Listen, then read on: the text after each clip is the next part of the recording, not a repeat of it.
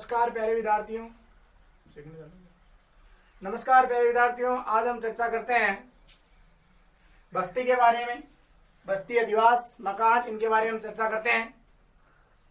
तो मानव बस्ती किसे कहते हैं? साधारणतः वह स्थान जो साधारणतः वह स्थान जिसमें मनुष्य स्थायी रूप से बसा हो, यानी जिसमें मनुष्य स्थायी रूप से एक जगह टिक कर रहता है, उसे अधिवास या बस्ती के नाम से जाना जाता है, मकान के नाम से जाना जाता है। साधारणतः वह स्थान जो स्थायी रूप से बसा हो, जिसमें मनुष्य स्थायी रूप से एक जगह टिक कर रहे, उसका स्थायी अधिवास, यानी वो पलटे नहीं, एक जगह से उठकर दूसरी जगह नहीं जाए, यानी स्थायी रूप से जैसे अपने मकान होते हैं वो स्थायी होते हैं, वो कहलाता है अधिवास। एक अधिवास, ये मकान, एक बस्ती, एक झोपड़ी से लेकर बड़े बड़े महल तो हो सकती है, किसी के झोपड़ी हो सकती है, किसी के बड़े बड़े महल हो सकते हैं। तो अलग ये झोपड़ियां, ये जो मकान होते हैं, एक पगडंडी के द्वारा, एक चौड़े रास्ते के द्वारा आपस में जुड़े हुए होते हैं।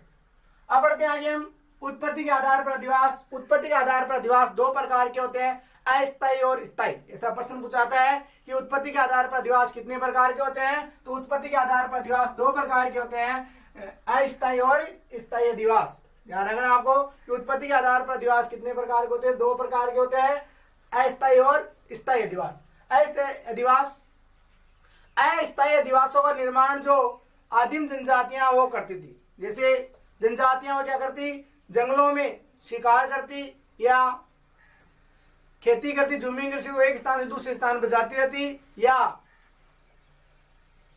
जो लोग एक स्थान से दूसरे स्थान अपने पशुओं को चराने, जो पशुपालक होते थे, वो क्या होते हैं, एक स्थान से दूसरे स्थान पर अपने पशुओं को लेकर चले जाते हैं। आज भी वर्तमान क्या होता है कि पशु चराने वाले लोग जिस तरफ वर्षा होती है उस तरफ अपने पशुओं को लेकर चले जाते हैं, क्योंकि यहाँ पर वनस्पति अंकुरित हो जाती है और अपने पशुओं को चराने के लिए चले जाते हैं।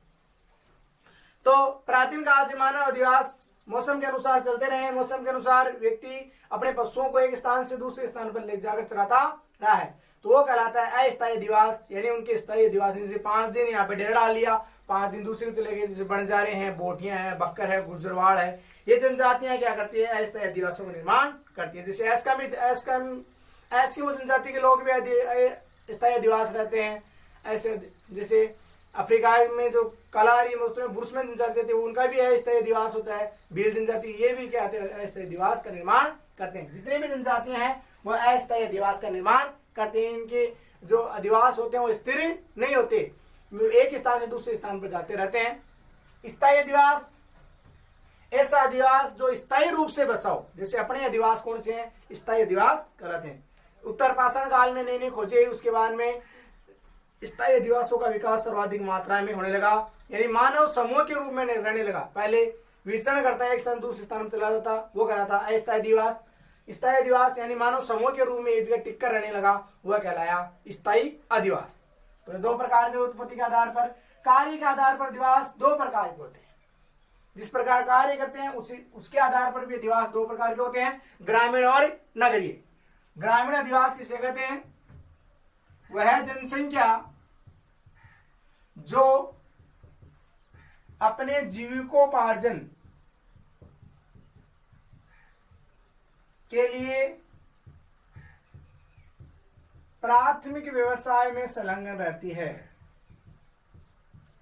या कृषि कार्यों में लगी रहती है। यानी वह जनसंख्या जो अपने जीविकोपार्जन के लिए, अपने पेट को पालने के लिए, अपने उदर पूर्ति के लिए प्राथमिक व्यवसाय में रहती है, यानी कृषि का कार्य करती है, आखेड़े का कार्य करती है, पशुपालन का कार्य करती है, भोजन संग्रहण का कार्य करती है। क्या इसकी क्रियाएं मैंने पहले आपको बताया था जनसंख्या संरचना वाले चैप्टर में। तो वह जनसंख्या जो अपने जीविकोपार्जन के लिए प्राथमिक व्यवसाय में संलग्न रहती है, वो ग्रामीण जनसंख्या कहलाती है, कृषि कार्य में लगी रहती है, वह कहलाती है ग्रामीण जनसंख्या। नगरीय जनसंख्या, वह जनसंख्या जो अपने जीविकोपार्जन के लिए द्वितीय व्यवसाय में संलग्न रहती है, द्वितीय या तृतीय,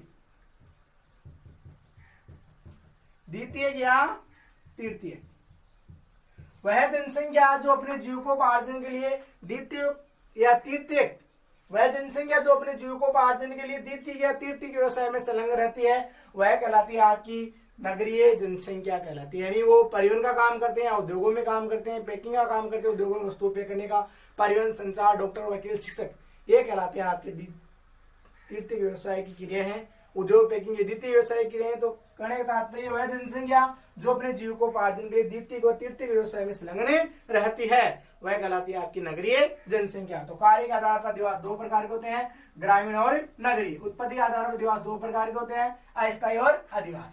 तो ये हो गए अधिवास के प्रकार। अब हम बढ़ते हैं ग्रामीण अधिवासों के प्रकार। तो प्रमुखतया ग्रामीण अधिवास चार प्रकार के होते हैं। ग्रामीण अधिवास चार प्रकार के होते हैं प्रमुखतया। सघन या गुच्छित अधिवास, पहला है सघन या गुच्छित अधिवास, दूसरा है परकीर्ण एकांकी अधिवास, तीसरा है मिश्रित या पल्ली अधिवास। तो ग्रामीण अधिवास चार प्रकार के होते हैं। ग्रामीण अधिवास चार प्रकार के होते हैं, सघन या गुच्छित अधिवास, दूसरा परकीर्ण या एकांकी अधिवास, तीसरा मिश्रित अधिवास होता है पल्ली अधिवास। देखो सघन अधिवास किसे कहते हैं? सघन का मतलब पास पास, नजदीक नजदीक। सघन अधिवास, इन अधिवासों को पुंजित अधिवास भी कहा जाता है। इन अधिवासियों को पुंजित, संकेंद्रित, गुच्छित, सघन इन आदि नामों से भी जाना जाता है। ये अधिवास मैदानों में देखने को मिलते हैं, क्योंकि मैदानों में मकान पास पास होते हैं लेकिन पहाड़ों पर मकान पास पास नहीं होते। सघन अधिवास, इनकी अगर विशेषताएं देखें, सघन अधिवास ऐसे अधिवास जिसमें मकान पास पास बने हुए होते हैं सघन अधिवास कहलाते हैं। ऐसे अधिवास जिसमें मकान क्या होते हैं? पास पास बने हुए होते हैं। ये लोग बाढ़ से बचने के लिए मकानों को ऊंचाई पर निर्माण करते हैं, यानी मैदानों में जो बाढ़ आती है उससे बचने के लिए अपने मकानों को क्या करते हैं? ऊंचे वाले स्थानों पर बनाते हैं। तो सघन अधिवास किसे कहते हैं? वह अधिवास जिसमें मकान पास पास बने होते हैं सघन अधिवास कहलाता है। इसमें मकान पास पास बने हुए होते हैं और ये एक दूसरे के काम आते हैं। बाढ़ से बचने के लिए ऊंचाई पर मकानों का निर्माण करते हैं। और इसमें मकानों में, इनके मकानों में, इनके अधिवासों में 40 से 50% मकानों की संख्या होती है और इसमें 500 से 1000 के बीच व्यक्ति निवास करते हैं। ये गंगा के मैदान है, मालवा का पठार है, गंगा का मैदान है, मालवा का पठार, इन क्षेत्रों में देखने को मिलते हैं। तो सघन अधिवास, मकान पास पास होते हैं, एक दूसरे काम आते हैं। मकानों की संख्या 30 से 40 हो सकती है, इसमें 500 से 1000 व्यक्ति निवास करते हैं। मालवा पठार, गंगा का मैदान, इन क्षेत्रों में लोग निवास करते हैं। सघन के बाद में हम बात करते हैं परकीर्ण अधिवास। परकीर्ण वो सघन का उल्टा है, विपरीत। परकीर्ण अधिवास है वो सघन का उल्टा है, विपरीत। इसे एकांकी अधिवास, एकांकी मतलब एकल एकल। तो परकीर्ण एकांकी अधिवास, इसमें मकान दूर दूर बने होते हैं, यानी परकीर्ण एकांकी अधिवास इसमें क्या होते हैं? मकान दूर दूर होते हैं, व्यक्ति स्वतंत्र तरीके से जीवन यापन करता है। तो हम बात करें सघन की, तो हमने बात की परकीर्ण एकांकी अधिवास। ऐसे अधिवास, ऐसे आवास, ऐसे मकान, ऐसे आवास जिसमें मकान दूर दूर बने होते हैं, घर दूर दूर बने होते हैं, उसे कहते हैं परकीर्ण एकांकी अधिवास। इसे व्यक्ति स्वतंत्र तरीके से जीवन यापन करता है। जैसे खेतों में जो मकान देखते हैं वो परकीर्ण अधिवास देखते हैं, यानी मान लो एक का मकान इस जगह है, दूसरे का मकान तीसरी जगह, तो वो कहलाता है आपका परकीर्ण अधिवास। इसमें एक दूसरे के प्रति सहयोग की भावना कम होती है, यानी लोग दूर दूर निवास करते हैं तो एक दूसरे के प्रति सहयोग की भावना कम होते हैं। आपस में जो लोग मिलते हैं, तो मेला वगैरह कोई होता है या मंदिर मस्जिद में जाते हैं, उस जगह ये लोग मिलते हैं। तो इसमें मकान क्या होते हैं? दूर दूर होते हैं। इसमें सहयोग की भावना कम होती है। इसमें सहयोग की भावना, इसमें मकान दूर दूर होते हैं और इसमें सहयोग की भावना कम होती है।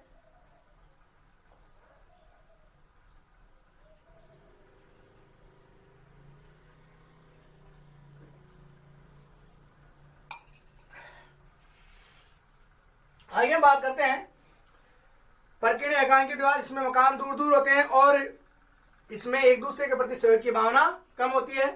कृषि में जातियां लगी रहती है। ये मकान हमें खेतों में देखने को मिलते हैं। डूंगरपुर, प्रतापगढ़, राजसमंद, उदयपुर, इन क्षेत्रों में मकान देखने को हमें मिलते हैं। कहने का तात्पर्य इससे मकान दूर दूर होते हैं। मिश्रित अधिवास, तीसरा है मिश्रित अधिवास। मिश्रित अधिवास को अर्ध केंद्रीय अधिवास भी कहा जाता है। मिश्रित अधिवास को अर्ध केंद्रित, मिश्रित अधिवास को अर्ध केंद्रित अधिवास भी कहा जाता है। और ये परकीर्ण अधिवास और सघन अधिवास के बीच की अवस्था है, यानी इसमें मकान दूर होते हैं न पास होते हैं। ये मिश्रित अधिवास होता है वो परकीर्ण और सघन अधिवास के बीच की अवस्था है। और इसमें संख्या बढ़ने के साथ साथ आवश्यक संख्या बढ़ानी पड़ती है। आपको पता है कि जनसंख्या बढ़ेगी तो हमें मकानों की संख्या बढ़ानी पड़ेगी। आप अपने परिवार में भी व्यक्तियों की संख्या बढ़ेगी तो हमें मकानों की संख्या बढ़ानी पड़ती है। आगे हम बात करें तो एक प्रश्न पूछा गया था लास्ट ईयर कि इनकी उत्पत्ति पर्यावरणीय कारणों से हुई है। किन कारणों से? पर्यावरणीय कारणों से। मिश्रित अधिवास कहाँ देखने को मिलते हैं? सर्वाधिक मात्रा में मिश्रित अधिवास सागोद कोटा। सागोद एक स्थान है, कोटा तहसील का खुर्द गांव, यानी सागोद कोटा अपना जो जिला है उसकी सागोद तहसील है, उसका खुर्द गांव। तो सर्वाधिक मात्रा में हमें जो मिश्रित अधिवास है वो कोटा तहसील की, कोटा जिले की सागोद तहसील का खुर्द गांव है, उन क्षेत्रों में देखने बड़ा प्रश्न आया हुआ है एक बार बोर्ड में कि मिश्रित अधिवास सर्वाधिक मात्रा में कहा देखने को मिलते हैं। मिश्रित अधिवास कोटा जिले की सागोद तहसील का खुर्द गांव है, वहां पर ये देखने को मिलते हैं। ये हो गया आपका मिश्रित अधिवास। अब बात करते हैं पल्ली अधिवास। पल्ली अधिवास की हम बात करें तो पल्ली अधिवास के बाद इस प्रकार के अधिवासों को अलग अलग क्षेत्रों में अलग अलग नामों से जाना जाता है। इस प्रकार के अधिवासों को अलग अलग क्षेत्रों में अलग अलग नामों से जाना जाता है। इसमें कई क्षेत्रों में से पाड़ा के नाम से जाना जाता है, नंगला के नाम से जाना जाता है, डैणी के नाम से जाना जाता है। तो इसे अलग अलग क्षेत्रों में पल्ली अधिवासों को, आवास एक प्रकार के होते हैं लेकिन अलग अलग क्षेत्रों में इसको अलग अलग नाम से जाना जाता है। पाड़ा नंगला डैणी से हम भी अपने को तो तिब्बा रोके हुए, अपना मकान तिब्बा रोको, चौबा रोके हुए, ऊपर बने को माड़ी के भी यही पल्ली अधिवास में इन अलग अलग क्षेत्र में अलग अलग नामों जाने जाए। कई तो लोग कई जगह पाड़ा का नाम के बस्ती ने, कई नंगला का नाम के, कई डैणी के नाम के। इसमें एक दूसरे के आवास अलग अलग होते हैं लेकिन सबका नाम क्या होता है? एक ही होता है। विशेषता की हम बात करें, मकान अलग अलग होते हैं लेकिन नाम सबका एक ही होता है। बस्ती के अलग अलग भागों में अलग अलग जातियों के लोग निवास करते हैं। बस्ती के अलग अलग भागों में अलग अलग जातियों के निवास करते हैं। तो ये आपके ग्रामीण अधिवासों के प्रकार सघन, परकीर्ण, एकांकी और पल्ली, 4 प्रकार के हो गए।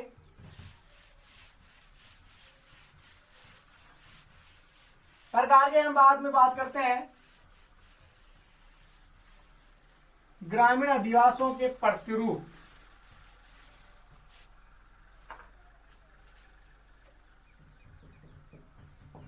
ग्रामीण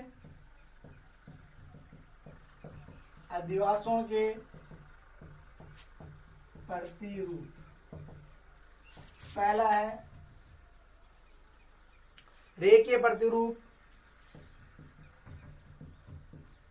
तीर प्रतिरूप, आयताकार प्रतिरूप, जिसे चौपट्टी प्रतिरूप भी कहा जाता है।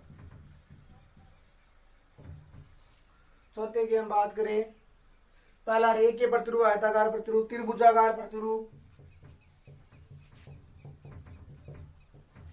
पंखा प्रतिरूप,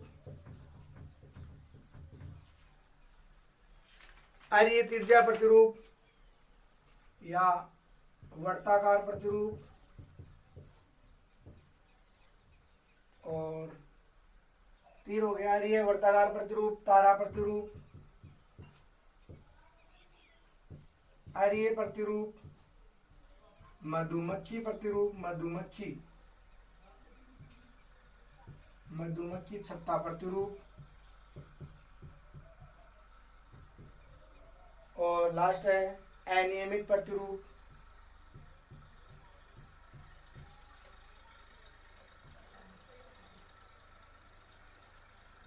और सीढ़ी नुमा प्रतिरूप।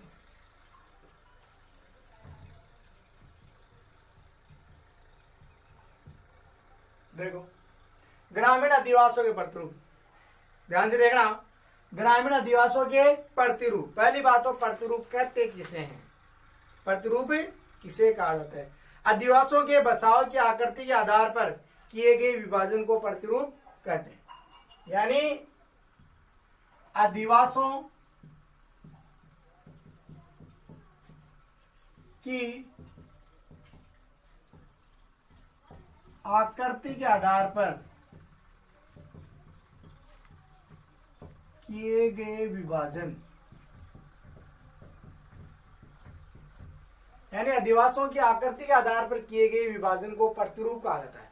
यानी आकृति के आधार पर मकान बना दिए जाते हैं। मान लो कोई तारे की आकृति का दी गई उसे तारा प्रतिरूप कर देते हैं, तीर की आकृति का दी उसे तीर प्रतिरूप कहा देते हैं।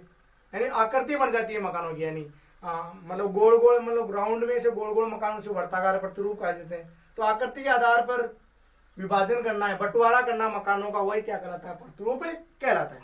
आकृति के आधार पर मकानों का या घरों का, अधिवासों का बंटवारा करना ही क्या कहलाता है? प्रतिरूप कहलाता है। तो हम बात करते हैं पहले रेखीय प्रतिरूप की। रेखीय प्रतिरूप की हम बात करें,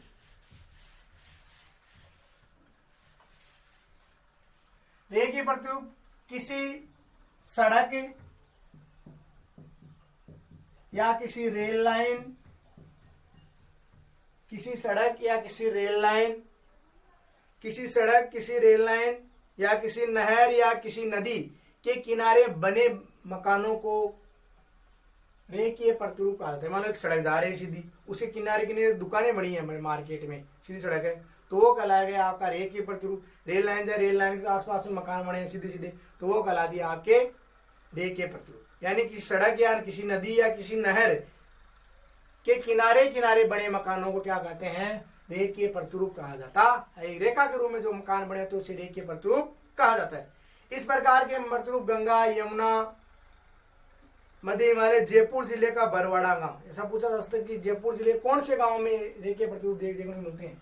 जयपुर जिले का बरवाड़ा गांव, बरवाड़ा गांव, जयपुर अपनी राजधानी है राजस्थान की। जयपुर जिले का बरवाड़ा गांव, इसमें रेखीय प्रतिरूप सर्वाधिक मात्रा में देखने को मिलते हैं। तो अब आगे बात करते हैं तीर प्रतिरूप की। हम बात करें तो किसी नदी विसर्प के या दो आप के बीच विकसित अधिवास को प्रतिरूप कहा जाता है। कौन सा प्रतिरूप? रेखीय प्रतिरूप। यानी कहने का तात्पर्य यह है कि किसी नदी विसर्प नदी ऐसी लोरे खाते हुए चलती है, नदी विसर्प या दो आब के बीच, यानी दो नदियां आपस में मिलती है, मान लो ये दो नदी आपस में मिली, यहाँ पर जो अधिवास बन गए वह कहलाएंगे आपके तीर अधिवास। यानी इस नदी चल रही तो इसके किनारे किनारे जो बन गए नदी विसर्प के सारे या दो नदियां आपस में मिलती है, जहां पर जिन अधिवासों का निर्माण होता है उसे तीर प्रतिरूप कहा जाता है। इस प्रकार के प्रतिरूप कन्याकुमारी, दक्षिण भारत में तमिलनाडु में कन्याकुमारी है, उड़ीसा में चिल्का झील के निकट भी इस प्रकार की। अब ऐसा प्रश्न है, उड़ीसा के चील के निकट, उड़ीसा की जो चिल्का झील है जिसमें नेवी जो अपनी फोर्स है उनमें उन जवानों को रखा था, उनकी ट्रेनिंग दी जाती है। तो उड़ीसा की जो चिल्का झील है उसमें जो अधिवास में वो कौन से अधिवास है? तीर अधिवास कहलाते हैं। तीर हो गया। आयताकार अधिवास की बात करें, ऐसे अधिवास जिसमें चार रास्ते आपस में मिलते हैं। ये आ गया इधर से, मान लो इधर से ये आ गया, इधर से ये आ गया, इधर से ये आ गया और इधर से ये आ गया। चौक प्रतिरूप, यानी चार रास्ते आपस में मिलते हैं, जिसे चौराहे बोलते हैं, उसे कौन से कहते हैं? आयताकार प्रतिरूप कहते हैं। इनके किनारे किनारे मकान बन गए, मान लो इनके किनारे किनारे क्या बन गए? मकान बन गए, तो वो कहलाएगा आपका आयताकार प्रतिरूप। ठीक है। अरिय तिरछा प्रतिरूप, जब किसी गांव में एक स्थान पर अनेक दिशाओं से आकर कच्ची सड़कें पक्की सड़कों में मिलती है, उसे कहते हैं अरिय तिरछा प्रतिरूप। अरिय तिरछा प्रतिरूप की हम बात कर लेते हैं। ये रहा अरिय तिरछा प्रतिरूप की पहले बात कर लेते हैं। अरिय तिरछा बाद में पंखा समझ में आ जाएगा। अरिय तिरछा प्रतिरूप से पहले चलो पंखा प्रतिरूप, पंखे की आकृति में मकान बनते हैं, यानी नजदीक बहुत सारे मकान बन जाए, एक जगह एक ही बस्ती में नहीं, बीच में बहुत सारे मकान बन जाए, पंखे की आकृति बन जाए, वो कहलाता है पंखा प्रतिरूप। वर्ताकार प्रतिरूप की हम बात करें, वर्ताकार प्रतिरूप किसी गांव के गट्टा गोल होता है, इसके पास जो मकान बन जाए, या कोई गोल झील है उसके आसपास मकान बन जाए, को कुआं है कुएं की चारों ओर मकान बन जाए, तो वो कौन सा कहलाता है? आपका वर्ताकार प्रतिरूप कहलाता है। चौपाल के धार्मिक स्थल के जो मकान बन जाए वो कहलाता है आपका वर्ताकार प्रतिरूप। यानी किसी कुएं के चारों ओर मकान बन जाए, गांव का जो चौपाल है उसके चारों ओर मकान बन जाए, वह कहलाता है आपका तारा प्रतिरूप। अर्य तिर्जा प्रतिरूप क्या कहलाता है? अर्य तिर्जा प्रतिरूप यानी गांव की जो अनेक कच्ची सड़कें हैं वो एक पक्की सड़कों में जाकर मिलती है, वह कहलाती है, वहां पर जो आकृतियां बनती है वो कहलाती है अर्य तिर्जा प्रतिरूप। यानी ये मेन सड़क है गांव के बाहर हाईवे जा रही है, मान लो ये गांव से छोटी छोटी सड़कें आकर इस हाईवे मिल गई। यहाँ इनके आसपास जो मकान होंगे वह कहलाएंगे आपके अर्य तिर्जा, यानी गांव की कच्ची सड़कें पक्की सड़कों में जाकर मिलती है, वहां पर जिन अधिवासों का निर्माण होता है वह कहलाता है आपका अर्य तिर्जा प्रतिरूप। आगे हम बात करते हैं अर्य तिर्जा प्रतिरूप के बाद में पंका प्रतिरूप हो गया।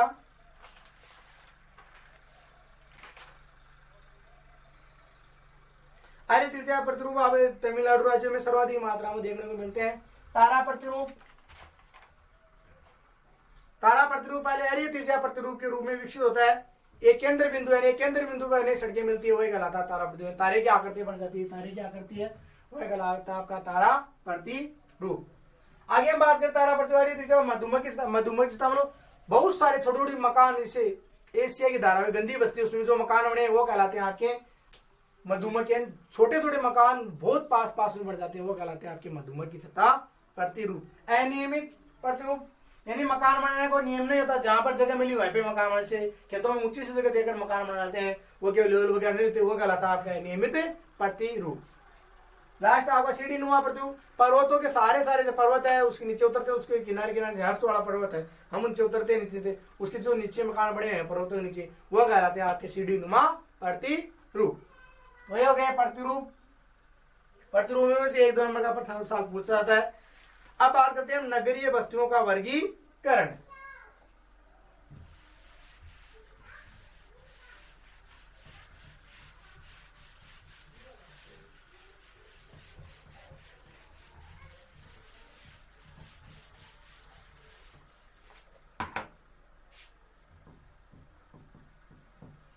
नगरीय बस्तियों का वर्गीकरण। नगरीय बस्तियों का वर्गीकरण, पहला जनसंख्या के आधार पर नगर, जनसंख्या के आधार पर नगर, जनसंख्या के आधार पर नगर। मान लो अपने देश में जनसंख्या ज्यादा है तो मान लो अपने 5000 जो व्यक्ति जहां पर निवास करते हैं उसे नगर कहा जाता है। और कई ऐसे भी है जैसे अमेरिका में जनसंख्या कम है और जापान में वहां पर 250-300 व्यक्ति होते हैं उसे नगर कह देते हैं वहां जिस देश में। यानी जनसंख्या के आधार पर बंटवारा करना वह कहलाता है, उसे कहते हैं जनसंख्या के आधार पर नगर बनाना। जैसे मान लो कई जगह 3000 जनसंख्या उस क्षेत्र को नगर घोषित कर देते हैं, कई जगह 5000 जनसंख्या उसे नगर घोषित कर देते हैं। और जैसे उसी प्रकार डेनमार्क में स्विट्जरलैंड 250 व्यक्ति उसे नगर कह देते हैं, भारत में 5000 व्यक्ति उसे नगर कहा जाता है। तो आकर व्यवसायिक संरचना, दूसरा है व्यवसायिक संरचना के आधार पर जिस क्षेत्र में 50% लोग द्वितीय और तृतीय क्षेत्र में काम करते हैं उसे नगर कह देते हैं। यानी जहां के लोग 50% लोग द्वितीय और तृतीय उद्योगों में परिवहन संचार इनमें काम करते हैं उसे नगर कह देते हैं। प्रशासनिक आधार पर नगर किसे कहा जाता है? यानी ऐसे क्षेत्र जहां पर प्रशासनिक कार्य सर्वाधिक मात्रा में किए जाते हैं उसे प्रशासनिक नगर कहा जाता है। यानी वहां पर कागज बांटो काम सर्वाधिक मात्रा में किया जाता है उसे प्रशासनिक नगर कहते हैं। अब देखो भारत में नगर किसे कहा जाता है? 1991 के अनुसार भारत में नगर किसे कहा जाता है? 1991 के अनुसार भारत में नगर किसे, भारत में नगर ऐसा प्रश्न था 1991 के अनुसार भारत में नगर की परिभाषा बताइए। तो 1991 के अनुसार भारत की नगर परिभाषा क्या है कि सरकार द्वारा या तो अधिघोषित नगर पालिका हो वहां पर, या छावनी बोर्ड हो, नगर पालिका हो, छावनी बोर्ड हो, नगर निगम हो, उसे नगर कह देते हैं। पहली शर्त तो ये होनी चाहिए। दूसरी, वहां का जनसंख्या घनत्व क्षेत्र का 400 व्यक्ति प्रति वर्ग किलोमीटर होना चाहिए। 400 व्यक्ति प्रति वर्ग किलोमीटर, यानी 1 किलोमीटर में 400 व्यक्ति निवास करने चाहिए। और तीसरी शर्त, वहां के 75% जनसंख्या है ना, वहां की 75% क्षेत्र की जहां जिस नगर बनाया जा रहा है वहां की 75% जनसंख्या द्वितीय और तृतीय व्यवसाय में काम करनी चाहिए। ये भी होता है। चौथी है, 3 ये जो शर्तें हैं, एक चौथी शर्त और है, वहां की जनसंख्या 5000 से अधिक होनी चाहिए। चौथी शर्त है वहां की जनसंख्या कितनी चाहिए 5000 से उस क्षेत्र की, उसे नगर कहा जाता है। तो 1991 में नगरीय परिभाषा ये है कि उस क्षेत्र को, जिस क्षेत्र को नगर बनाया जा रहा है वहां पर नगर पालिका होनी, सामान्य बोर्ड होनी चाहिए। या दूसरा शर्त, वहां का जनसंख्या तो 400 व्यक्ति प्रति वर्ग होना चाहिए। फिर 76% जनसंख्या वो द्वितीय और तृतीय व्यवसाय में काम करे और 5000 वहां की जनसंख्या होनी चाहिए। अब देखो नगरीय अधिवासियों के प्रकार पढ़ते हैं। पहले ग्रामीण अधिवासियों के प्रकार पढ़े थे, अब देखो नगरीय अधिवासियों के प्रकार। नगरीय अधिवासियों के प्रकार, पहला है नगर, दूसरा है अपने महानगर,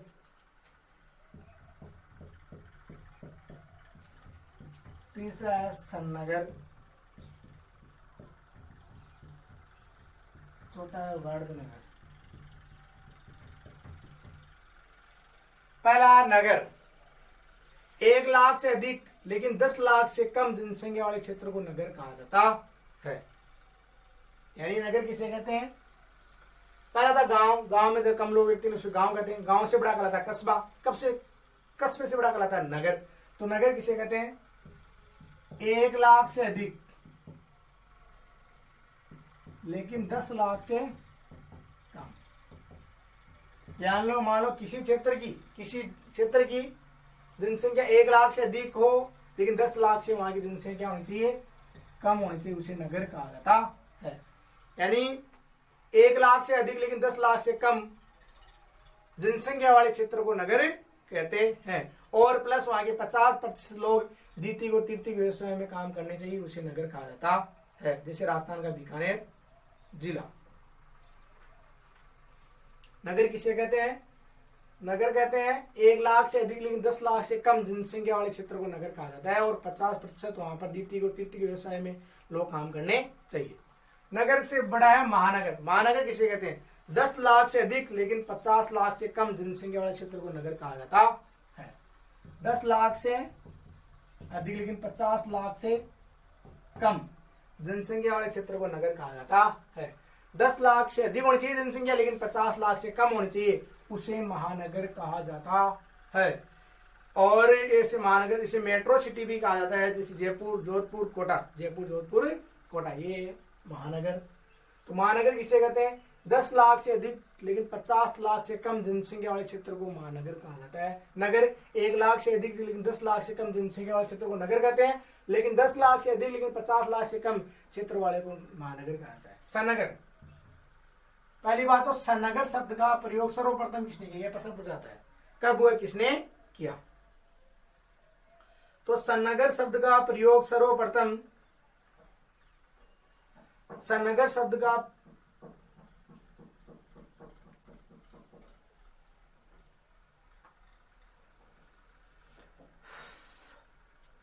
सन्नगर शब्द का प्रयोग सर्वप्रथम 1915 में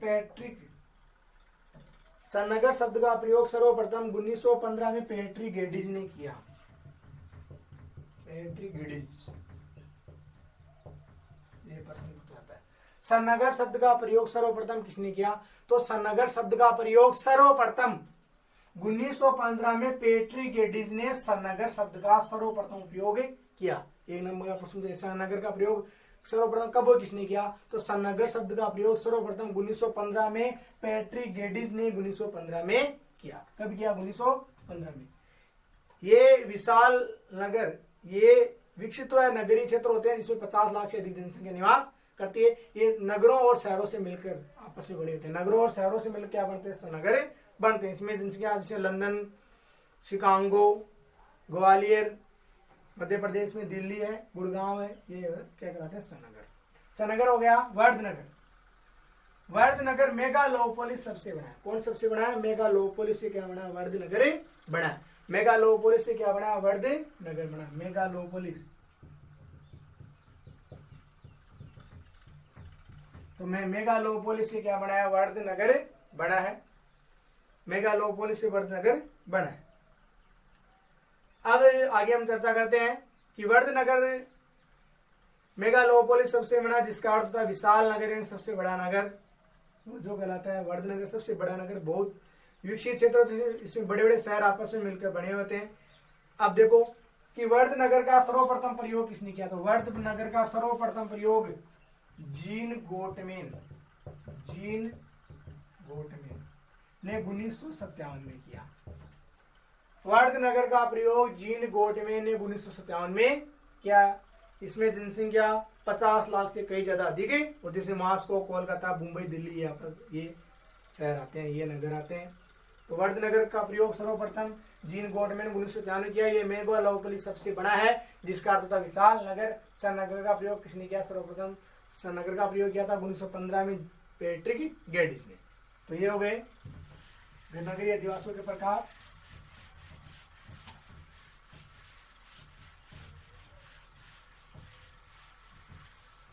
अब इस चैप्टर में थोड़ा सा रहा है, वर्तमान में महानगरों की संख्या कितनी है, 53 है। कितनी है भारत में, 53 है।